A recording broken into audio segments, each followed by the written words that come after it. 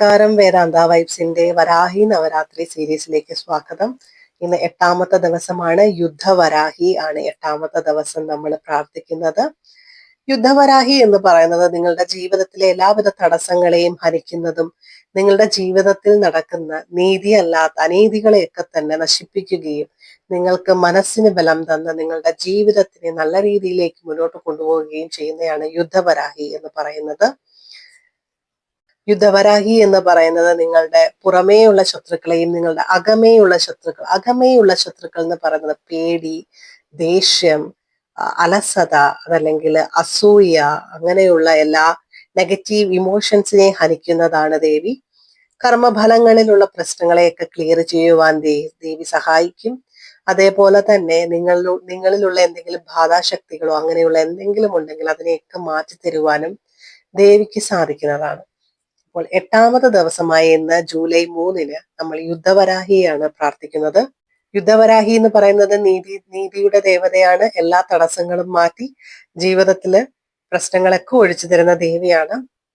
അപ്പോൾ യുദ്ധവരാഹി ഇന്ന് പ്രാർത്ഥിക്കേണ്ടത് എന്തെങ്കിലും ലീഗലായിട്ടുള്ള ഇഷ്യൂസ് നേരിടുന്നവര്, എന്തെങ്കിലും കേസൊക്കെ നേരിടുന്നവര്, അതല്ലെങ്കിൽ ആരെങ്കിലും കാരണം അപമാനത്തിലൊക്കെ ജീവിക്കുന്നവര്, ജീവിതത്തിൽ ഒരുപാട് നെഗറ്റിവിറ്റി വരുന്നവർ, അല്ലെങ്കിൽ ആരെങ്കിലും ഒക്കെ നിങ്ങൾക്ക് ബ്ലാക്ക് മാജിക് ചെയ്തിട്ടുണ്ട് എന്ന സംശയമുള്ളവര്, മറ്റുള്ളവരോട് അസൂയയും കുശുമ്പും തോന്നുന്നവർക്ക്, ഇങ്ങനെയുള്ളവർക്കൊക്കെ തന്നെ യുദ്ധവരാഹിയെ പ്രാർത്ഥിക്കുന്നത് വളരെയധികം ഫലം ചെയ്യുന്നതാണ്. എന്നും പറയുന്നത് പോലെ മാനസിക ശുദ്ധി, ശരീരശുദ്ധി, അതേപോലെ തന്നെ പൂജ ചെയ്യുന്ന സ്ഥലത്തെ ശുദ്ധിയും വരുത്തുക. ഇന്നത്തെ കളർ എന്ന് പറയുന്നത് ഡീപ്പ് റെഡ് കളറാണ്, സാഫ്രോൺ കളർ, അതല്ലെങ്കിൽ ഡാർക്ക് ഓറഞ്ച് കളറാണ് നല്ലത്. ഇന്നത്തെ വരാഹി ദേവിയുടെ ഫോട്ടോയോട് കൂടെ തന്നെ ഒരു വരാഹി ആയതുകൊണ്ട് തന്നെ യുദ്ധത്തിന് നമ്മൾ എന്താണ് ഉപയോഗിക്കുന്നത്, വാളും പരിചയം അങ്ങനെയുള്ള യുദ്ധ സാമഗ്രികൾക്കൊക്കെ ഒന്ന് സിംബലൈസ് ചെയ്യുവാനായിട്ട് ഒരു ചെറിയ ഒരു കത്തിയോ അതല്ലെങ്കിൽ ഒരു പേനയും ഒരു വെപ്പണാണ്. പേന അതല്ലെങ്കിൽ ഒരു കത്തിയുടെ പടമെങ്ങാനും തന്നെ ദേവിയുടെ ഫോട്ടോയുടെ കൂടെ തന്നെ വെക്കാവുന്നതാണ്.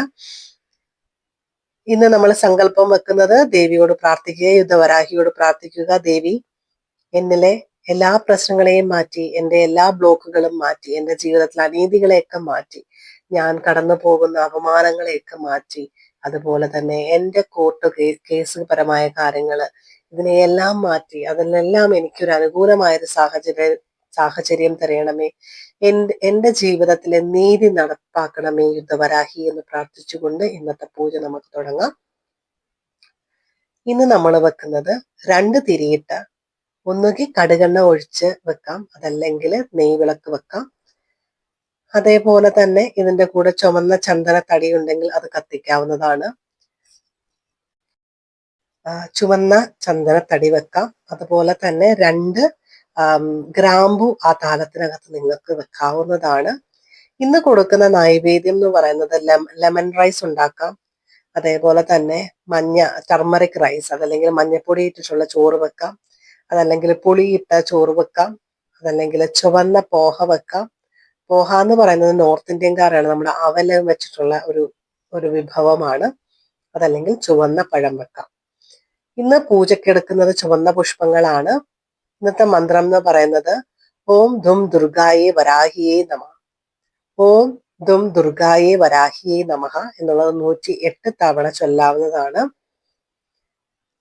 അതല്ലെങ്കിൽ ഓം വജ്രവരാഹി ഹുംഭട്ട് സ്വാഹ എന്നുള്ള മന്ത്രവും നിങ്ങൾക്ക് ചൊല്ലാവുന്നതാണ്. അത് കഴിഞ്ഞിട്ട് ഒരു ചുവന്ന പേപ്പർ വേണം. ചുവന്ന പേപ്പറിനകത്ത് നിങ്ങളുടെ ജീവിതത്തിലൂടെ നിങ്ങളെ വിഷമിപ്പിക്കുന്ന അല്ലെങ്കിൽ അപമാനത്തിലേക്ക് പോയ കാര്യം എന്താണോ അത് എഴുതുക. ഇന്ന വ്യക്തികൾക്ക് ദേവി അടി കൊടുക്കണമേ, ഇന്ന വ്യക്തികൾക്ക് പ്രശ്നങ്ങൾ കൊടുക്കണമേ എന്നൊന്നും പ്രാർത്ഥിക്കാതിരിക്കുക. എന്താണ് ആ ഒരു സാഹചര്യം, എന്താണ് സംഭവിച്ചത് എന്ന് എഴുതുക. അതിനുശേഷം അതിനെ മടക്കി വെച്ചതിന് ശേഷം അതിന്റെ മുകളില് ഒരു മഞ്ഞൾപ്പൊടി ചാലിച്ച ആ മഞ്ഞൾപ്പൊടിയുടെ ആ ഒരു ഇത് കൊണ്ടിട്ട് നിങ്ങൾക്ക് അതിന്റെ മേളിലൊരു ബിന്ദു അല്ലെങ്കിൽ ഒരു പൊട്ട് തൊട്ടിട്ട് അതിനെ കത്തിച്ച് കളയാവുന്നതാണ്. അതുപോലെ തന്നെ മന്ത്രങ്ങൾ ചൊല്ലിയിട്ട് ഒരു 5-10 മിനിറ്റ് ഇരുന്നിട്ട് ദേവിയെ പ്രാർത്ഥിക്കുക. ദേവി വളരെ ചുവന്ന കളറിലുള്ള വസ്ത്രത്തിലായിരിക്കും. ദേവി അതേപോലെ തന്നെ എല്ലാ രീതിയിലും നിങ്ങളിലേക്ക് അനുഗ്രഹം ചൊരിയുന്നതായിട്ടും നിങ്ങളുടെ ജീവിതത്തിലെ എല്ലാ തടസ്സങ്ങളും മാറിപ്പോകുന്നതുമായിട്ടും സങ്കല്പിക്കുക. പ്രാർത്ഥനയൊക്കെ കഴിഞ്ഞതിന് ശേഷം നിങ്ങൾക്ക് കർപ്പൂര ആരാധന നടത്തി പൂജ അവസാനിപ്പിക്കാവുന്നതാണ്. പൂജ കഴിഞ്ഞതിന് ശേഷം കുറച്ച് വെള്ളത്തിൽ കുറച്ച് മഞ്ഞൾപ്പൊടി കലക്കി നിങ്ങൾക്ക് നിങ്ങളുടെ മുന്നിലൂടെ നിങ്ങളുടെ വീടിന്റെ ആദ്യത്തെ ഡോറ് വഴിയുടെ അവിടൊക്കെ ഒന്ന് തളിക്കാവുന്നതാണ്, ശുദ്ധി വരുത്താവുന്നതാണ്. അതേപോലെ ഇന്നത്തെ പൂജയിൽ നിങ്ങൾക്ക് ചെയ്യാവുന്ന വളരെ ഫലപ്രദമായ ഒരു കാര്യമാണ്, ഒരു ചുവന്ന ചരടെടുത്തിട്ട് നിങ്ങൾ മന്ത്രം ചൊല്ലുമ്പോൾ തന്നെ ആ ചുമന്ന ചരടിന് ഒരു ചരടെടുത്തിട്ട് 3 കെട്ടുകൾ മാത്രം മതി. ഒരു കെട്ടിടുക, കുറച്ചു നേരം കഴിഞ്ഞിട്ട് അടുത്ത കെട്ടിടുക, അത് കഴിഞ്ഞ് ഒരു കെട്ടിടുക, 3 കെട്ടിട്ടിട്ട് ആ ചരടിനെ നിങ്ങൾ കട്ട് ചെയ്തിട്ട് നിങ്ങളുടെ ഇടത്തെ കൈയുടെ മോതിര വിരലിൽ നിങ്ങൾക്ക് അത് കെട്ടി വെക്കാവുന്നതാണ്. എന്താണോ ആഗ്രഹം, ആ ആഗ്രഹം മനസ്സിൽ വിചാരിച്ചുകൊണ്ട് തന്നെ നിങ്ങളുടെ മോതിര വിരലില് ആ ചുവന്ന ചരട് നിങ്ങൾക്ക് കെട്ടിവെക്കാവുന്നതാണ്. അപ്പോൾ ഇതാണ് ഇന്നത്തെ പൂജ. അപ്പോൾ ഇന്നത്തെ പൂജയിൽ എന്തെങ്കിലും സംശയമുള്ളവർക്ക് ചോദിക്കാവുന്നതാണ്. നിങ്ങൾക്ക് സംശയങ്ങൾ ആദ്യമേ ചോദിച്ച് ക്ലിയർ ചെയ്യാൻ വേണ്ടിയിട്ടാണ് ഓരോ ദിവസം മുന്നേ ഞാൻ വീഡിയോ ഇടുന്നത്. അപ്പോൾ ഈ പൂജയ്ക്ക് വേണ്ടുന്ന സാധനങ്ങളുടെ ഒക്കെ ഒരു ലിസ്റ്റ് ഞാൻ ആദ്യത്തെ ഒരു വീഡിയോയിൽ പറഞ്ഞിട്ടുണ്ട്.